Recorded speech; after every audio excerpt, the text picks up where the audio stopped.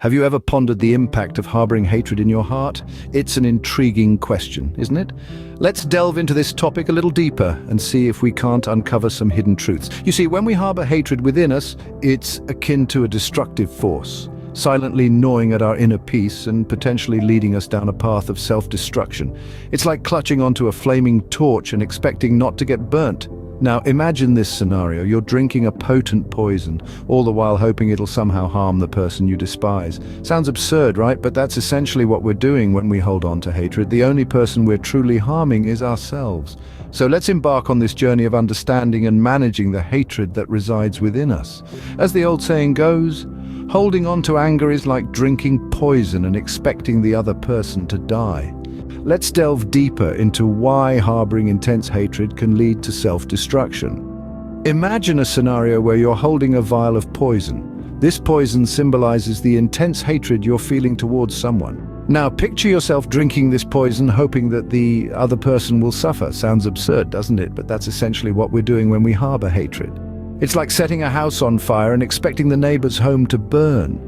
The flames of hatred, when left uncontrolled, consume us from the inside out. In the end, we're the ones left standing amidst the ashes of our own well-being. Take, for example, a story of two friends, let's call them John and Peter. They were inseparable until a misunderstanding led to a falling out. John was hurt and developed a deep-seated hatred for Peter. He spent countless hours fuming over the perceived betrayal, plotting revenge and reliving the pain. John's hatred for Peter began to consume his life. His health declined, he lost interest in things he once enjoyed, his relationships suffered, and his work performance plummeted. Peter, on the other hand, moved on with his life. He was completely unaware of the poison John was drinking daily. In the end, it was John who suffered the most, not Peter. We can also look at the world of social media. How often do we see people consumed by their hatred for a celebrity, a politician, or even a random internet user? They spend hours crafting hateful comments, obsessing over every post, every picture, every word. But what does this achieve? Does the object of their hatred suffer? More often than not, they're oblivious to the hate, shielded by screens and distance. The person who suffers is the one spending their time and energy on hatred, missing out on the joys of life and damaging their mental health in the process. When we harbor hatred, we're not just damaging our mental health. Studies have shown that intense, chronic emotions like hatred can lead to physical health problems too.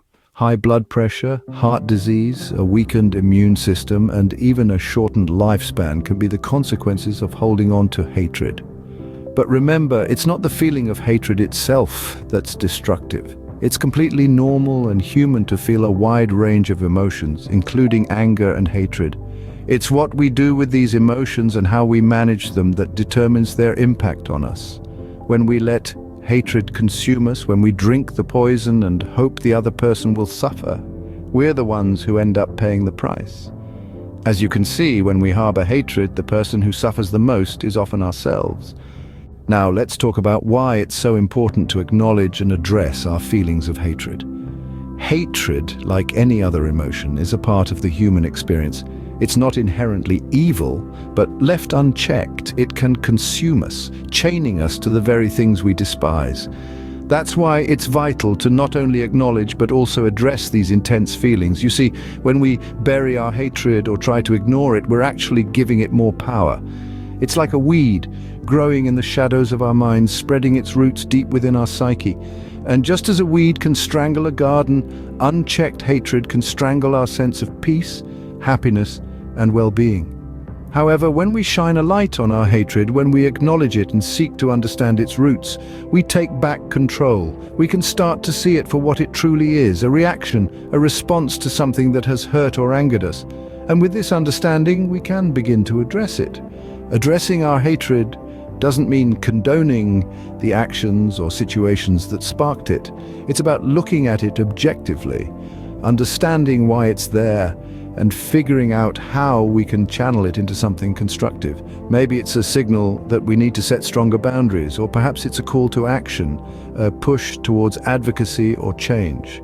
This process of acknowledging and understanding our hatred can be transformative. It allows us to redirect our energy from destructive resentment to constructive action. It paves the way for forgiveness, not necessarily of others, but of ourselves. It helps us to let go of the burden of hatred, freeing us to focus on growth, compassion, and positive change. Remember, every emotion we experience, including hatred, is a part of our human journey.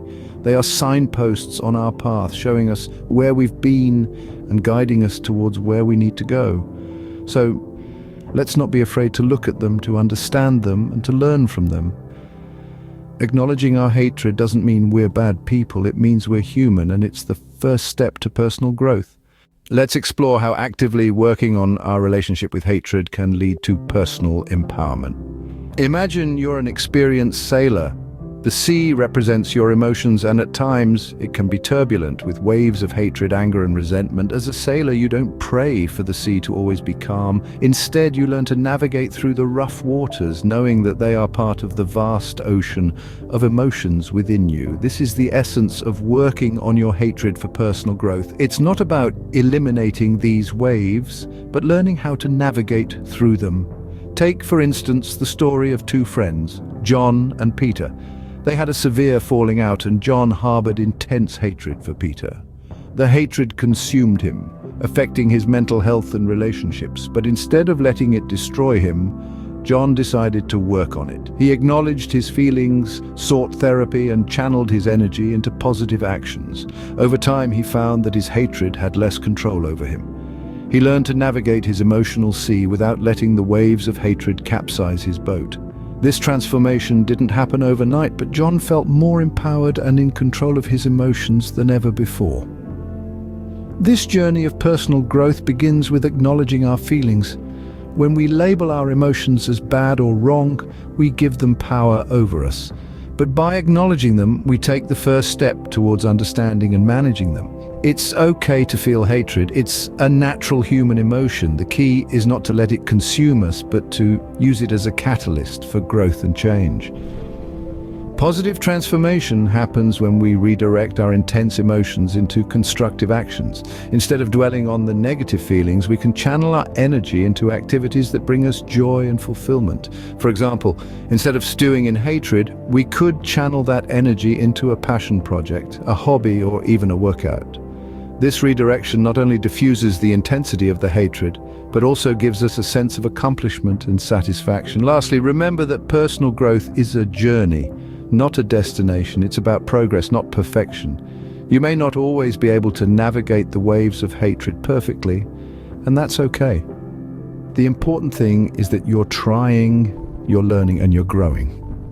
The journey to personal growth is not about eliminating hatred, but about learning how to navigate it. In conclusion, it's clear that working on our relationship with hatred is a valuable journey toward personal growth. We've delved into the destructive nature of harboring intense hatred, likened to the act of drinking poison and expecting another to suffer. This, we've seen, is a path that leads only to self-destruction, a perilous road that harms personal well-being. We've also shed light on the importance of acknowledging and addressing these powerful emotions. Recognizing and understanding hatred is not a sign of weakness, but a crucial step towards personal growth and well-being. It's about taking the reins of our emotional state and steering it towards a healthier, more balanced existence. We've highlighted the transformative potential of actively navigating our relationship with hatred. By mastering this ability, we can turn a negative force into a catalyst for personal empowerment. It's not about eradicating hatred, but transforming it, redirecting its energy into channels that serve us rather than harm us. So let's view this process of managing hatred not as a burden, but as an opportunity for personal development, for growth, for empowerment. Every step we take on this journey, every challenge we overcome brings us closer to a more balanced, healthier emotional state. We invite you to share your experiences with managing and transforming intense emotions in the comments below. Remember, the journey is as important as the destination.